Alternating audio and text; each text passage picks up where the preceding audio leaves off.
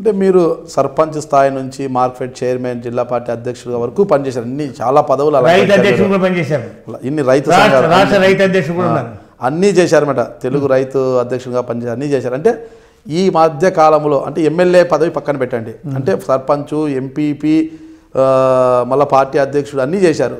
అయితే ప్రజలకు నేను ఈ మధ్యకాలంలో ఇది చేశాను అని చెప్పుకోవడానికి ఏముందంటారు మీ దగ్గర? అంటే గొప్పగా ఇది చేశాను, ఖచ్చితంగా ఈ సమస్య ఉంటుంది, దాన్ని పరిష్కరించాను, సర్పంచ్గా ఉన్నప్పుడైతేనేమి, ఎంపీపీగా ఉన్నప్పుడైతేనేమి, మార్క్ఫెడ్ చైర్మన్ అయితేనేమి, అన్ని ఇది చేశాను నేను సంతృప్తికరంగా అంటే మార్క్ఫెడ్ చైర్మన్గా ఉన్నటువంటి అనేకమైనటువంటి వచ్చినా కూడా నేను నిజాయితీగా పనిచేసే ప్రయత్నం చేశాను. అవతల కింద అధికారులు వాళ్ళ ఐఏఎస్ ఆఫీసర్లు కూడా సహకరించకపోయినా కూడా నిజాయితీగా పనిచేసే ప్రయత్నం, మినిమం సపోర్టింగ్ ప్రైస్ వచ్చేదానికి ఎంఎస్పీ రావడానికి పూర్తి స్థాయిలో కృషి చేసి ఈ చింతపండు వ్యాపారం చేసేటోళ్ళు కాదు ఇంతకుముందు మార్క్ఫెడ్. అలాంటిది ఆ టైం నుంచి చింతపండు కూడా కొనిచ్చేదానికి మామూలుగా ఇక్కడ చింత రైతులు ఎక్కువ ఉన్నారు. ప్లస్ అలాగే 98 to 2002 మధ్యకాలంలో రైతులు ధరలు లేక ధరలు పతనం అవుతూ ఉంటే ఆ టైంలో మార్కెట్కి ఇంటర్వెన్షన్ అయ్యి మార్క్ఫెడ్ ద్వారా అన్ని వస్తువులు కొనిపించి రైతులకు ఏదో తృప్తి చేద్దామనే రకంగా చేయడం అయితే ఉంది. అలాగే ఎంపీపీగా ఉన్నప్పుడు నాన్నగారు మేము చూసేటోళ్ళం. అంటే ఇది ఆ టైంలో వేరే స్కీమ్స్ ప్రత్యేకంగా ఏమి లేదు, ఉపాధి లేదు. అప్పుడు రోజ్గార్ అనేసి ఈఏఎస్ అని పథకాలు వచ్చినాడు, వాటిని సమర్థవంతంగా పని చేయించడానికి ప్రయత్నం చేస్తూ పాటు ఎవరైనా కావాల్సింటే అక్కడ ఉన్నటువంటి అప్పుడు ఎవరైనా విచారించుకోండి. నేను మండల ప్రెసిడెంట్గా ఉన్నప్పుడు నిజాయితీగా ఎవరితో తీసుకోకుండా కానీ ఎవరికి ఎలాంటి ప్రలోభాలకు లొంకోకుండా ఖచ్చితంగా ఆడవాళ్ళు ఎవరైనా ఆడపిల్లలందరినీ కూడా టౌన్లో వేసేదానికి ప్రయత్నం చేశాను. టౌన్లో అయితే టౌన్ కానీ టౌన్ దగ్గర చుట్టుపక్కల కానీ ఎవరైనా కానీ వాళ్ళు ఎవరేమన్నా అనుకోండి, ఎవరైనా మాకు రిజల్ట్ వస్తాయి కదా, నాకు అది కావాలి నాకు ఇది కావాలని చెప్తే నేను ఒకటే చెప్తాను, మీకు బుద్ధి పుట్టింది ఆవిడ కౌన్సిలింగ్ వ్యవస్థ లేదు, మీకు బుద్ధి పుట్టిన వాళ్ళంతా మీరు యూనియన్ ప్రెసిడెంట్ అంతా ఉన్నారు కదా, మీకు బుద్ధి పుట్టినది రాసుకురండి, మీరు రాయండి, నేను కింద సంతకం పెడతానంటే అయ్యి నాకు వద్దప్ప మీరే చేస్తా అంటే మాకు చేసినట్టు ఊరుకోబడింది. మగవాళ్ళ మీద వివక్షత ఎందుకు? మహిళలకు మాత్రమే టౌన్లు, మగవాళ్ళకి నాకంటే ఆడపిల్లలు ఆడ ఇబ్బంది పడకూడదనే ఉద్దేశంతో నాకు వేరే సౌకర్యాలు కూడా లేవు కదా. అప్పుడు ఈ దీని సర్కార్ అనుకూలం కూడా లేదు కదా, అప్పుడులో లేదు. కాబట్టి ఆడపిల్లలు ఇబ్బంది పడకూడదనే ఉద్దేశంతో చెప్పినాను. నేను ఆపొద్దు ఆనాడు కూడా అందరికి చెప్పేసాను, నేనే ములాది లేకుండా అట్లా ఆ పరిస్థితిలో కూడా. మళ్ళీ తెలుగుదేశం పార్టీలోనే మీరు తెలుగు రైతు రాష్ట్ర అధ్యక్షుడు కూడా పనిచేశారంటున్నారు మీరు. అంటే రైతుల వాణి కళ్యాణ దుర్గం అంటేనే అందరికీ గుర్తొచ్చే టమోటా సాగు ఎక్కువగా సాగు చేస్తారు. ఆవిడ ఇంకా లేదు, అదంతా లేదు. అంటే ప్రస్తుతం ఏంటంటే రైతులు ఇక్కడంతా వర్షాధారం పంటలే అంతా అనమాట. అప్పుడు ఈ హంద్రీనవా కాలువలు లేవు, ఏమీ లేవు. అంటే మీరు ఎలాంటి వాణి వినిపించారు రైతుల పక్షాన నిలబడి?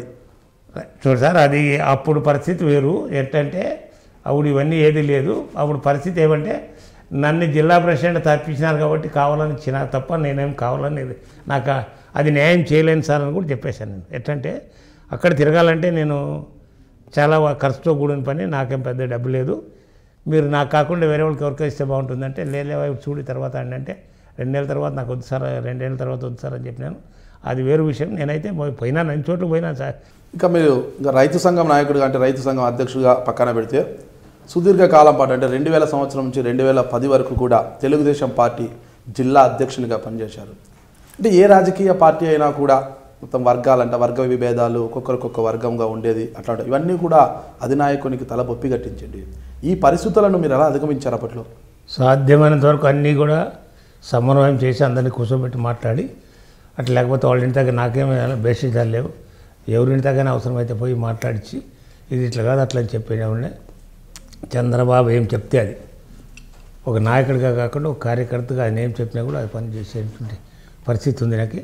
ఏదైనా కూడా అది ఒకటే కాదు, ఎన్నో నేనున్నప్పుడు చాలాసార్లు అప్పుడు చంద్రబాబు నాయుడు దిగిపోయి 2000 వీళ్ళు వచ్చిన పాటలే, కాంగ్రెస్ వచ్చిన పాటలే విపరీతమైన ఒకటి టౌన్లో పౌరేల్ కృష్ణ కానీ రకరకాల ఒకటి కాదు నరసింహులని నరసింహులు కానీ, తర్వాత మళ్ళీ పరిటాల రవిని కానీ, మళ్ళీ అక్కడ ఉన్నటువంటి తగరకుంట ప్రభాకర్ కానీ, ఇంకా అటువంటి వాడు చాలామంది ఎక్కడ చేయమని అటువంటి పోయేవాడు.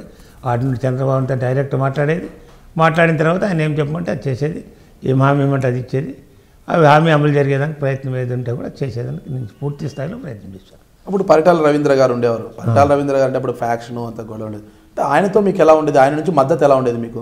మాకు ఎట్లేం లేదు, మేము మామూలుగా నా పరిస్థితి నేను నాదేమంటా నేను నా లైన్లో నేను పోయేవాడు తప్ప ఇంకొక లైన్కి పోయేది కానీ వాళ్ళు చెప్పినట్లే వినాలనే కానీ నాకు పార్టీ ఇట్లా చెప్పింది దాని ప్రకారం నువ్వు నడుచుకోమని చెప్తాను నేను. అలా చెప్పేటువంటి పరిస్థితి, అటువంటి పరిస్థితిలో నేను అట్లా సక్సెస్ అయినాను నేను దాంట్లో మనం.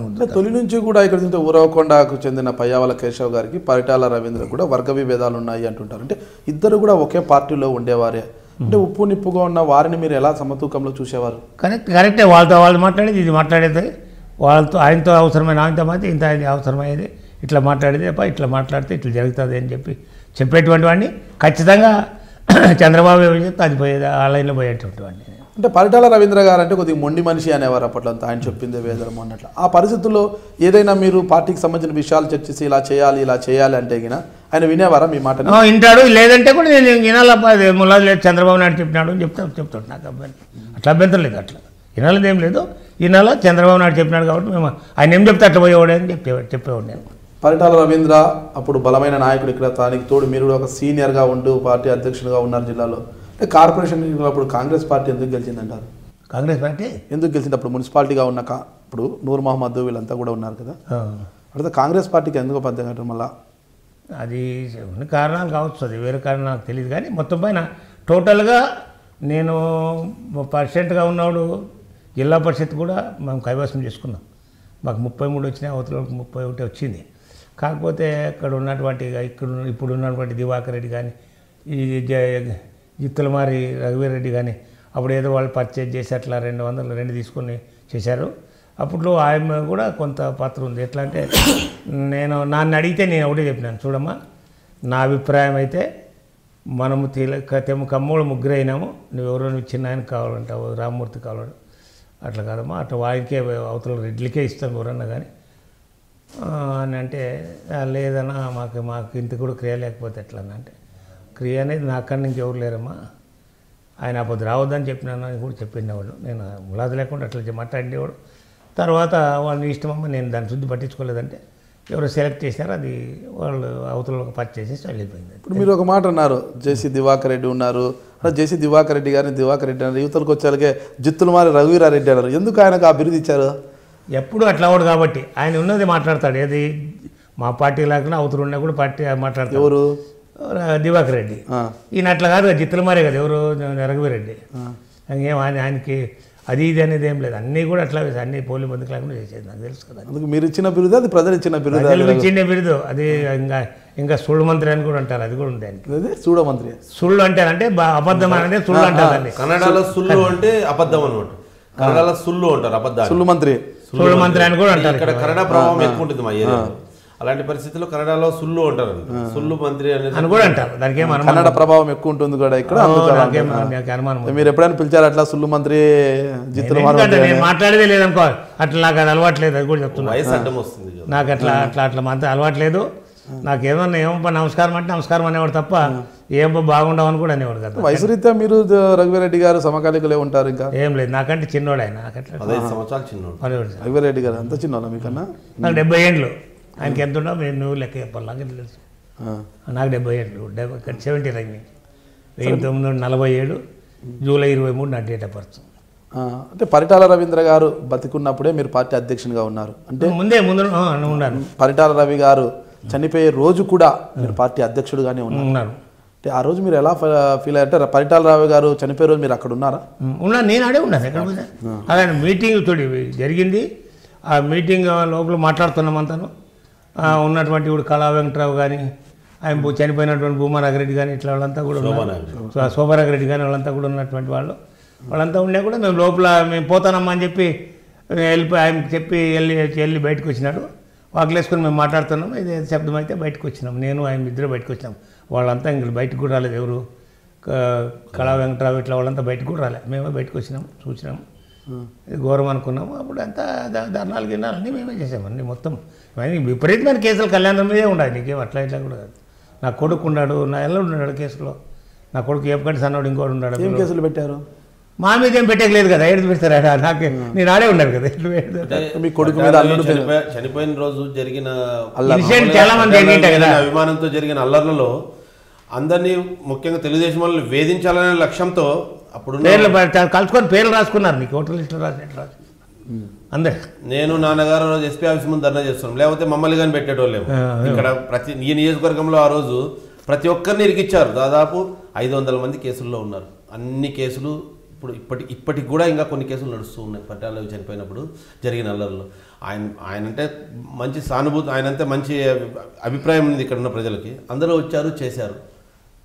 నేను ఎమ్మెల్యే ఉన్న మనవంతరాయ చౌదరిని, మీరు హై డ్రీమ్ మీడియా చూస్తున్నారు.